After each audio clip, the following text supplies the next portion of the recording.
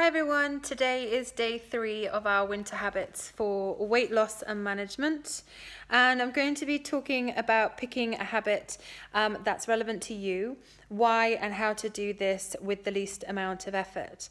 Just to recap, yesterday I talked about how habits can decrease the amount of time we have to spend thinking about doing something, or in a way the time and energy spent having to motivate ourselves to do something.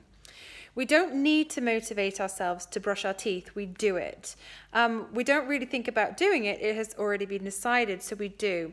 Now you may think, well, yes, that's all great, but that's easy. But just think back, how many times did your mum or dad hound you to brush your teeth? As kids, they imprinted that habit on you, so now it's easy. You do it without thinking, and the same is for your fitness and nutrition. But the difficult part is we often don't know what habit to put in place and how, and that's where today will help you. So yesterday I asked you to think of 3 habits that you do that aren't helpful, such as snack late at night from the fridge, pick your kids' food, skip breakfast, skip workouts, and so on. So if you haven't done that, give that a thought quickly now. So firstly, we need to decide which one we think we can work best on based on what will be going on in our lives in the next few weeks. And then secondly, we then need to decide how to put that in place. And lastly, we then need to think about whether we need to piggyback it. And I'll explain that in a second. So let me give you an example because it'll help. A client once came to me and said she ate really healthily. Her life had suddenly got a lot busier. She had a new baby. Her business was taking off. So that was getting busier as well and more demanding. She had nursery and school runs to fit in, food prepping, and was starting to slack with her workouts and felt unable to lose weight. So I ran through what she did on a daily basis, and to me it sounded as though there were a few things that she didn't really do as well on, such as drink enough water. Her mind was racing. She was busy at work and busy in the months coming up, and she just had a new baby that she had to look after. So asking her to get to workouts was probably not going to work, and it was probably going to put her under more intense pressure. And also asking her to do things like prioritize herself was not going to work either. But what I did work out was that she needed some headspace. She needed to move, and we needed to get that into her daily routine without adding more to her to-do list.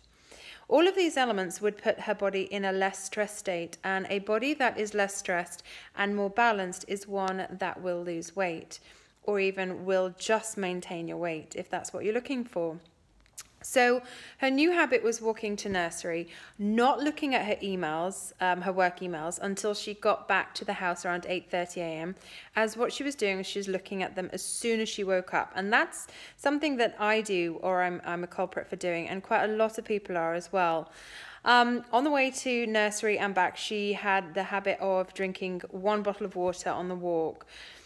We didn't add in more tasks. What we did is simply change the task type, and also piggybacked new habits on the back of something she already had to do, which was take her children to nursery. She's now walking more, drinking more water, and giving her mind a bit of a break from 6 to 8:30 a.m. from work, which meant she felt more relaxed, she moved more, and felt better about managing her time. Just changing this meant she felt more in control, and when you feel more in control, you are less stressed. Now, stress appears in your body in many ways, and an increase in the stress hormone cortisol can increase fat around your tummy area. So if you're thinking that you don't need to decrease stress, it may be looking at your overall life and how much time you're giving to yourself. Now, I mentioned piggybacking a habit, and what I meant by this is it's actually easier to say you're going to do a new habit on the back of an old one, because the old one you will always do. It's already in your mind frame to do it. So when I set myself daily affirmations, I piggyback them off brushing my teeth. So after brushing, I would say my affirmations, and this is just a really easy way to stick to your new habit without having to remind yourself to do it. Remember, what we're trying to do is to create less mental energy required to stick to your new habit in relation to weight loss or weight management. Okay, so that was quite a hard one. Let's take an easier one, one that I hear so often, which is the late night snack track. The walk to the fridge and back late at night several times, even if you know there is nothing there. There is a reason why you may be doing this, and it may not just be boredom, which is what most people blame it on, and often they feel guilty for as well, but I'm going to talk about that in vlog 5. So for now, let's look at other reasons why you might be doing it other than that you're bored. So perhaps it's a learnt habit that your hands are used to holding something, they're used to eating, chewing, that it's an actual learnt behavior. A bit like smoking, sometimes it's the act of holding something that's the trigger. So if this is the case, put something in it. Put something in your hands, in your mouth, that are going to support your goal of weight loss or weight management. So either pre-make a healthy snack or make a herbal tea and drink that. If you know you're going to do the late night snack track walk, and it's more so because you have this behavior habit, then put something in your hands or your mouths that will benefit your goals. And whatever you do, don't tell yourself you should be able to resist the urge. The reality of the situation is that you do the late night snack track walk.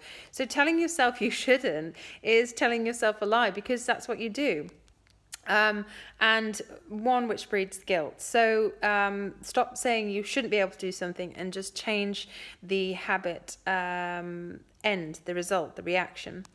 So firstly, look at your habit in a positive light and ask yourself better questions. Why is it I do this? What am I thinking? Is there another trigger that does this? Do I get to a specific time of day and I haven't eaten much, so I gorge on sugary foods? Have I not slept much the night before, so again reach for sugary foods and caffeine? Do I not prep my gym clothes the next morning? Oh, this is a really good one. Do I not prep my gym clothes for the next morning? So you make the excuse in the early hours that you can't find your clothes to work out, so you won't bother going. That's a really big one. So I've given that to a lot of clients where they have to actually lay their clothes out for the workout the night before. There are reasons why you do something and it's not negative on you. So pick the habit you think is more relevant right now that will have the biggest impact.